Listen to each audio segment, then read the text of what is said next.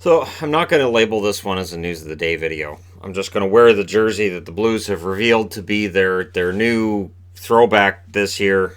It's this one just with an Adidas neck. I was never enamored with these jerseys, so I'm kind of surprised to bring it. I know a lot of the young kids now love these jerseys, but I'm really surprised. They went to that really nice 60s style, and I thought maybe they do the early 80s, and now they jumped right into the 90s. The weird striping is going to be back on jerseys, and we'll see how that goes.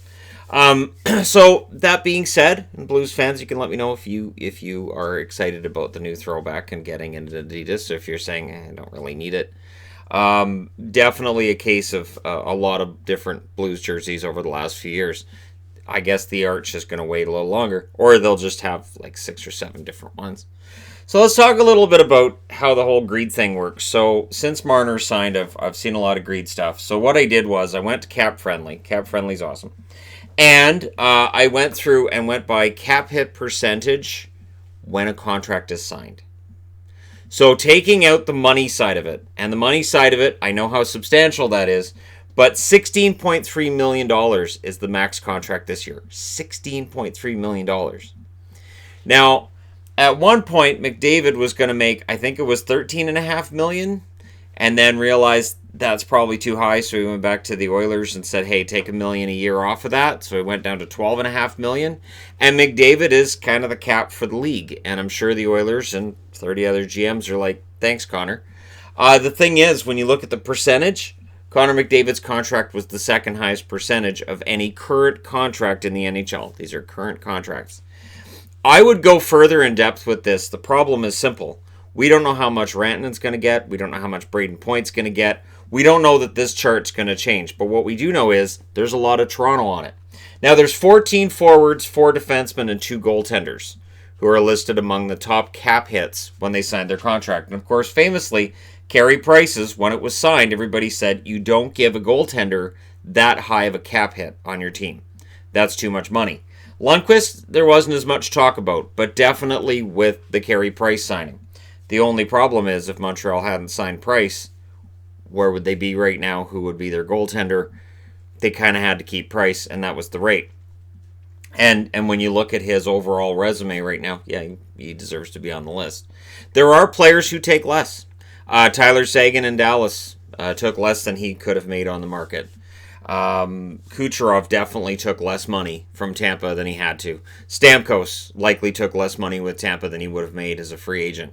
And when players do this, we as fans are kind of conditioned to, if you're a fan of that team, you go, cool, awesome, he took that discount.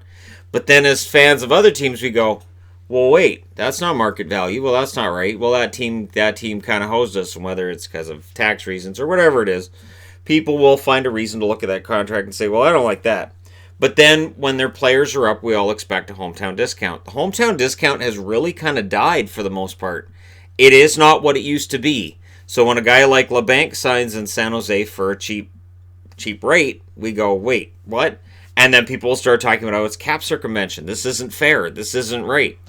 And it's not that LeBanc did anything wrong, the Sharks did anything wrong, or that other teams do something wrong. It's just LeBanc looked and went, I'll take this amount for this year. I believe in myself. I'll bank on myself. And you know what? Awesome move on his part. I envy that. But you can't expect every player to do the same. So Ovechkin's number 1 on the list, and I have Ovechkin number 1 on the list because at the time he signed it, the cap hit that he was taking was, I think, 16.9% overall. And I'm not putting up the exact percentages because, again, I'm not getting really into detail with this until we know where all the RFAs signed. So December, I may be able to update this. I also wanted to get into which teams are spending the most on their forwards, defensemen, goaltenders, all this stuff. But again, we can't really get into that because we don't know what those RFAs are going to make. Makes it really tricky. So when people complain about Marner's right here on the list. He is in the top 20. And you can look and say, well, Marner took a bigger cap hit, okay, when you're looking at percentages, than Eichel, Lundqvist, Weber, Subban, Jamie Benn, and Claude Giroux. That's a guy betting on himself after one very good season. And a Maple Leafs team saying, yes, you deserve this. Tavares is on the list, a couple spots ahead of him, and Matthews is 6th. So if you're looking at cap hit percentage, Matthews is 6th overall in the NHL. And I know Leaf fans are really excited about Matthews and his goal scoring ability, but they haven't won a round yet. And it gets kind of tricky. Now, Crosby, a lot of people talk about Crosby's cap hit of $8.7 million. Crosby is still on the list. He did leave money on the table. He didn't take a max contract, but the contract he got wasn't exactly chump change either. And at the time, it was a pretty decent cap hit, comparatively speaking, with other guys. Where we get really caught up is we get caught up in, well, you make more money than Ovechkin and Crosby. How does that work? Because at the time Ovechkin and Crosby signed their contracts, the cap was much lower. And again, and I've talked about this is why the restricted free agents are looking and going, well, I don't want to sign a longer term contract. I don't want to sign for more than 5 or 6 years at most. So Marner gets 6, and that's what he wanted. Matthews gets 5. Because you look at these guys who signed these contracts, they look great. And you look now and you go, wow, they could have made so much more money if they'd signed for a shorter term. It doesn't mean that Crosby, Malkin, Ovechkin are looking at their contracts and going, geez, we really regret this. They're doing pretty well.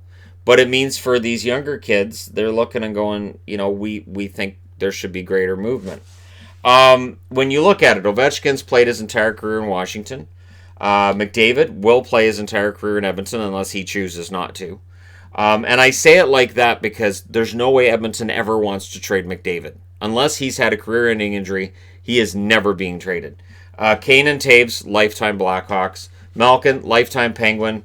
Matthews, I honestly think, is a lifetime Maple Leaf.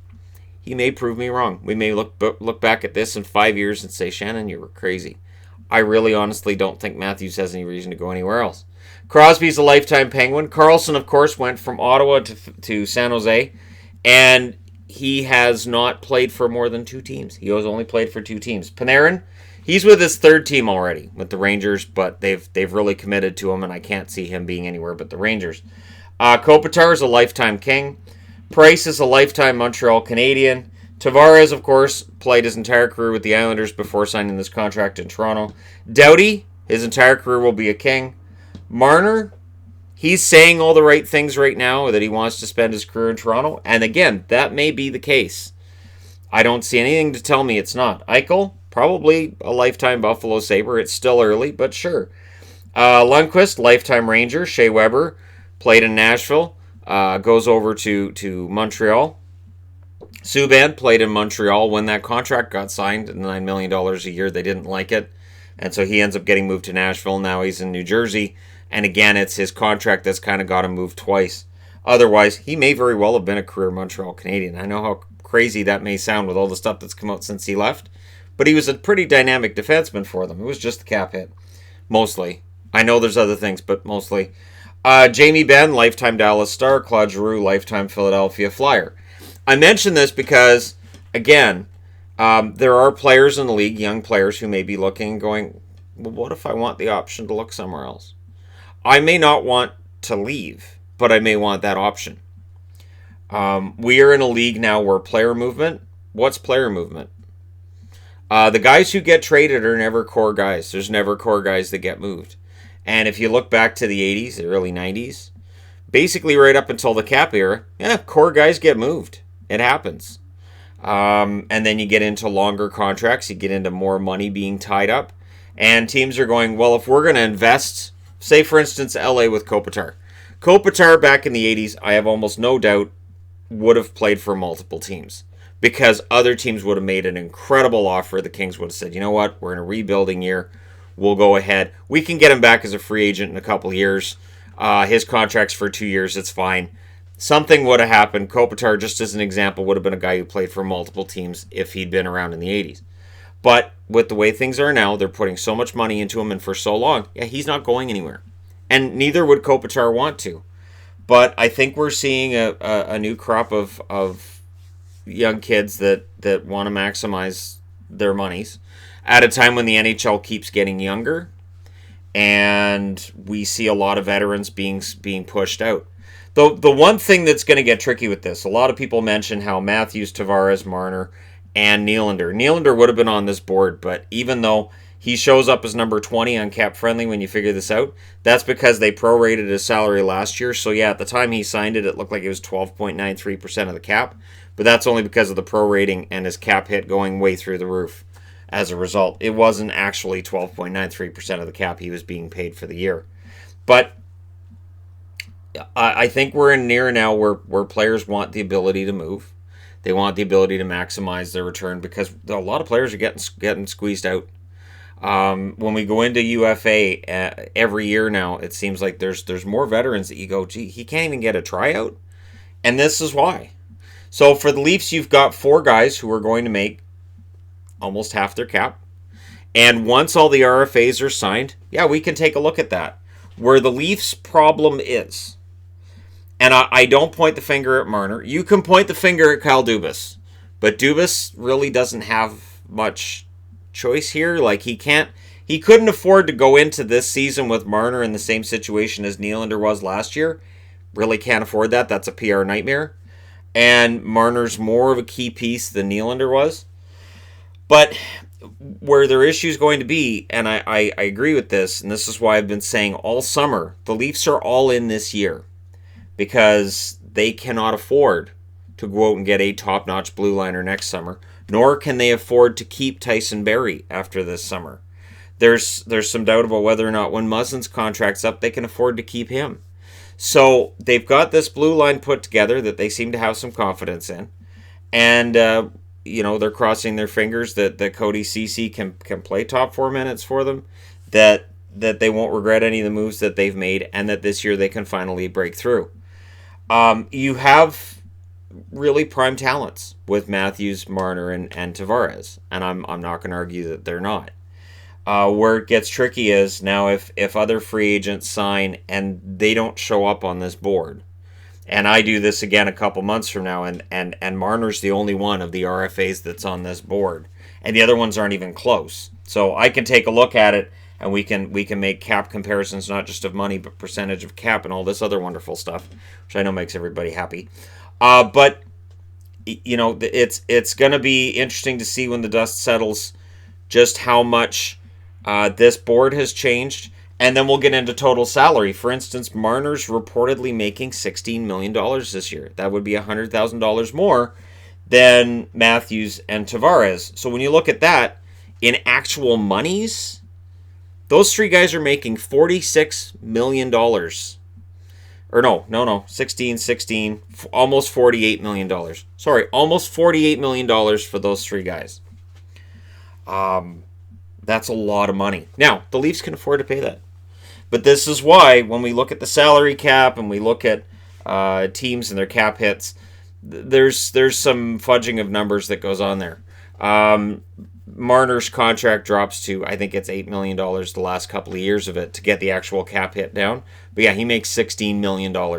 And there's $61 million in actual bonus money in there. It's a lot. It's a lot. But Dubas was kind of up against it, and so he did what he felt he had to. These cash bonuses are out of control. The NHL doesn't really care. The NHL had a chance to back out of this collective bargaining agreement, so I keep seeing people saying, this is why we're going to get a lockout. No, the NHL had a chance to trigger a lockout, and they said, forget it, we're not going to trigger a lockout this time. And the players have until tomorrow to decide whether or not they're going to back out of the CBA. I don't see any reason why these 3 Toronto Maple Leafs would say, I don't think we're making enough. I don't see any reason why the NHLPA collectively would look at salaries and go, we don't think we're making enough money. We think we should get a greater percentage of the monies. The NHL is perfectly willing to pay out these huge cash bonuses year after year after year and watch them just go through the roof. And if you're a fan in Arizona, a fan in Florida, a fan of one of the smaller market teams that can't really compete with that kind of salary level, it is kind of concerning. And yet, the salary cap does make sure that nobody's just barren and without star players. But it does mean that if you have one of the teams that makes a lot of money, you can afford to do what the Leafs did or what the Rangers did this year. The Rangers definitely accelerated their rebuild by saying, we'll give Panarin this amount of money, we'll trade for Trouba, give him what he wants, and that helps to improve things right there. It's going to be an interesting season. And, Erik Karlsson didn't exactly take less than he might have got on the market, but he could have. And this is where it gets tricky. As for instance, people keep saying, well, Shannon, you compared Panarin with Marner, and that's not fair because Panarin was a UFA. Okay, but a lot of these contracts were signed when guys weren't UFAs. For instance, Kane and Taves, when they got their matching $10.5 million a year deals, they weren't UFAs. That was just Chicago paying them after that third Stanley Cup ring, which is where things get interesting as well. Because one question I have is this: should Stanley Cup success play a role in it? Because if it does, then yeah, the three guys that the Leafs are paying all that money to, it's an overpayment. And that's where it gets kind of tricky.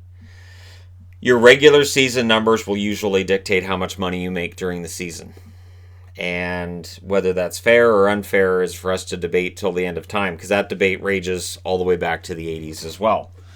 But we're going to see, I think, at least one more RFA push into this top 20 and Giroux fall out.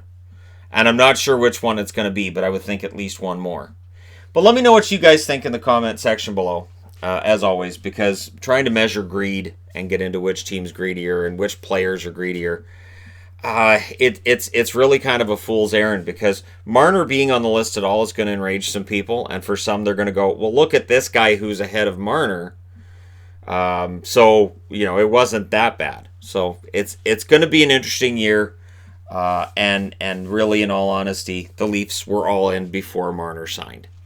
As soon as they signed Tavares, that was it. The Tavares signing is the reason they had to get rid of Kadri. It's the reason that you don't have the cap space. I mean, we can look and debate Tavares and his 47 goals last year and how great he was, and that's fine.